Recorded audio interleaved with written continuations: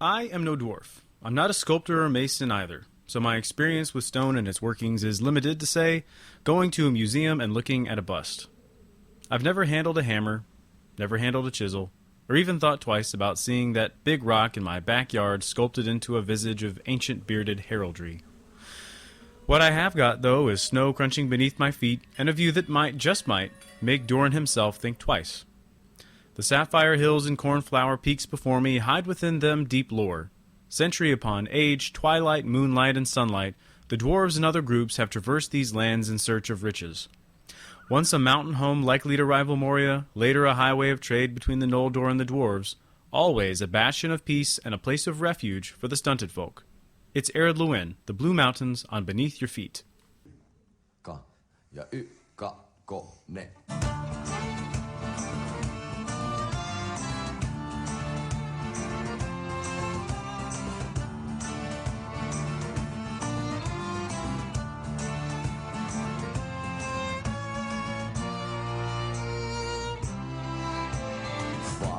The sea and distant lands came men with their ships and wanted to reach the never by night, but the weather was not on their side.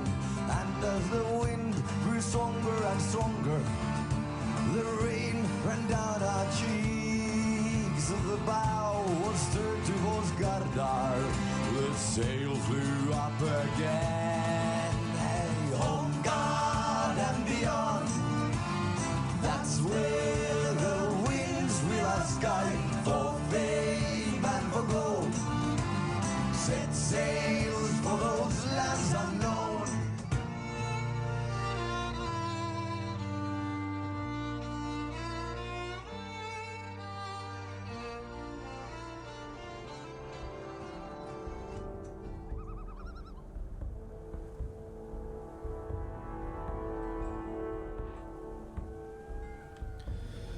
It's cold.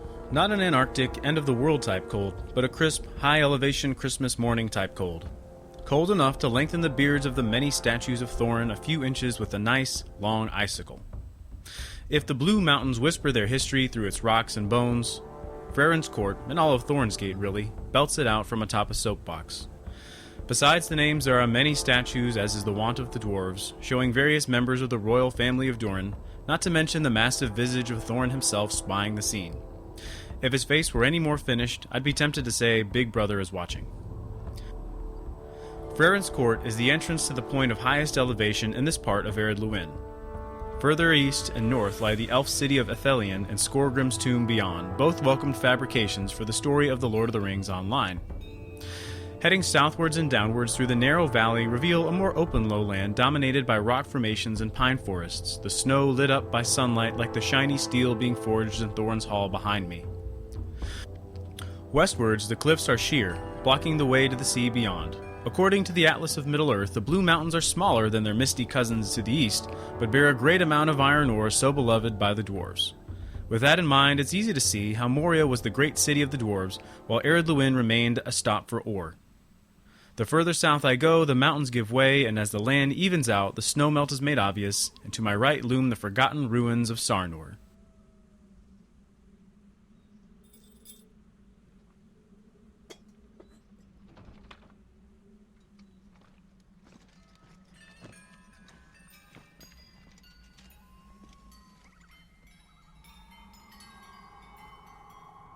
The Blue Mountains were always there. In fact, at the time of the War of the Ring, it's one of the oldest places, in terms of historic activity, in the west of Middle-earth.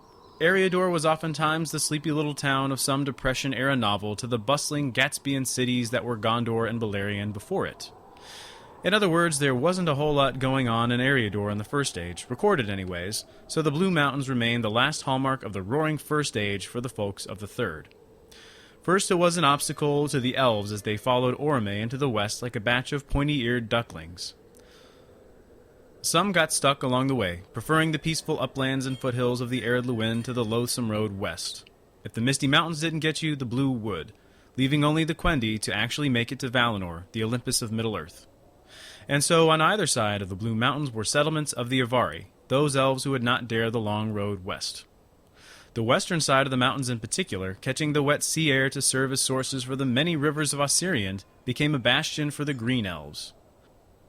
Remnants of these elves and those who moved east after the Sundering are still there at the time of the War of the Ring, having now mingled with the ship-making folk of Círdan and lived there for age upon age.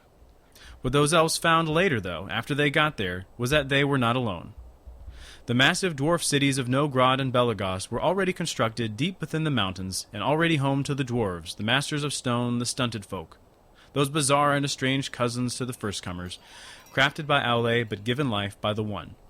We don't get a lot of detail about those two cities, just the knowledge that they were grand and inhabited by dwarves who were not Longbeards. Popular opinion asserts that they were Firebeards and Broadbeams. Being a curious bunch, the dwarves were soon out and about, trading goods and knowledge with the elves of Beleriand.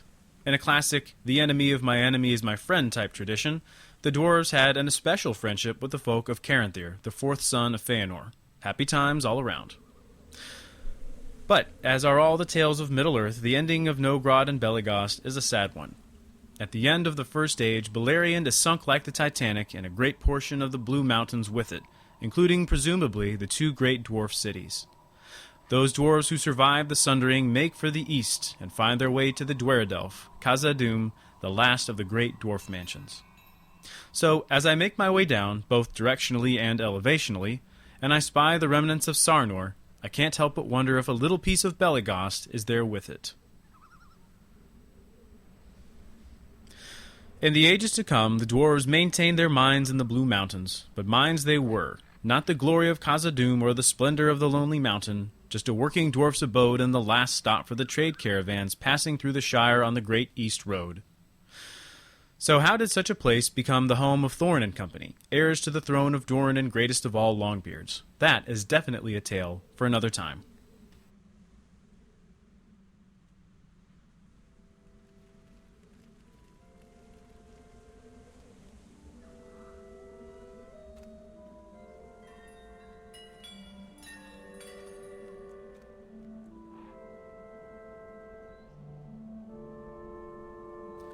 Escaping the uplands full of bears, I stop and rest at the way station of Nogland, still in the shadow of Sarnor. This is where the steep mountainous clefts end and the valleys and hills of Eriador begin, the end or beginning of the road in one sense or another. Today, that being the time of the Lord of the Rings, the Blue Mountains themselves are home to Durin's folk. I can't say they are purebred Longbeards, as the other great houses of dwarves collapsed and fell to evil along the way, and many fled to the dwellings of Durin's folk and mingled with them. The dwarves here are doughty, hard-working, mostly free from the terror in the east. Through the long years of dragons and misfortune and rings and meddling orcs, Thorin, son of Thorine, withdrew to the Blue Mountains to found his realm in exile, attracting many more of his folk to come and live under his banner. With Erebor reclaimed, there is renewed trade between the two sites, though the Great Road becomes more dangerous as the power in Mordor grows. Now, Turbine has graciously filled in the gaps for Dwalling, allowing him to take over as regent for the settlement at Thorin's Hall. Whether or not this dwarf has the stern stuff necessary to take on that role is not evident in his bumblings throughout The Hobbit, but we'll cut him some slack. It's enough to say that whomsoever is acting as their head, the dwarves are going to mine and build and craft and oil the wheels of their economy. It seems to take Balrogs and swarms of orcs to stop them from that work. Metalsmithing, weapon crafting, building, shaping, all of these are the hallmarks of Tolkien's dwarves. If work is a necessary evil for men, it is a life's passion for the dwarves.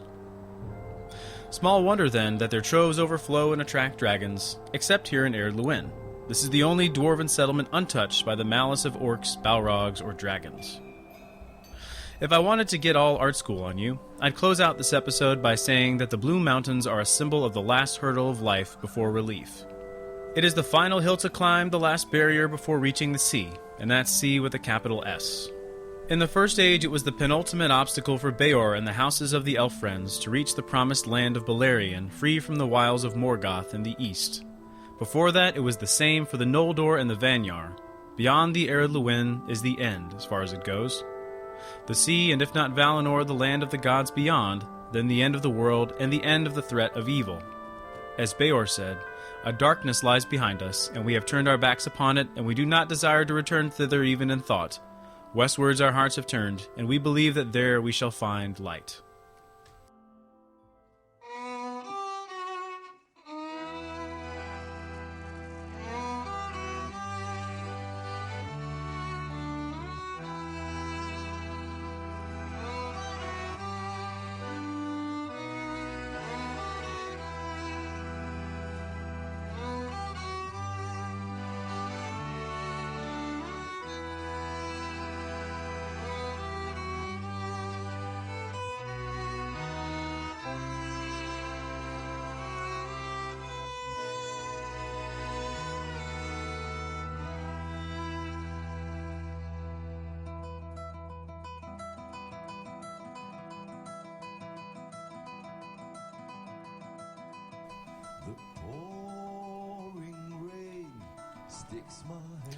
So this has been the second episode of Beneath Your Feet. I hope you enjoyed it, and as you can see, I'm hitting a lot of the more popular areas of LotRO and the books earlier before venturing out into less familiar territory. With that in mind, the next episode will be an exploration of Breetown, so be sure to tune in for that and to send any screenshots or other materials related to that village. Be sure to have a look at the blog at lotrobeneathyourfeet.com to see the screenshots that accompany the episode, along with a brand new logo. From there, you can subscribe to the blog and find links to my Facebook page and iTunes feed. Be sure to subscribe. There are lots of good things in the works here at Beneath Your Feet. We're just getting started, but in the future I'm going to have some guest interviews, some new commentaries, more exciting tunes, and much, much more. So thanks very much for listening and supporting the show. Keep listening, and I will see you next time when we go Beneath Your Feet.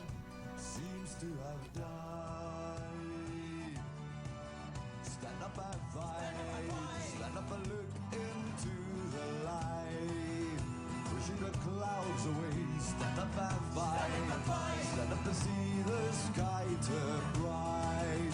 Fight for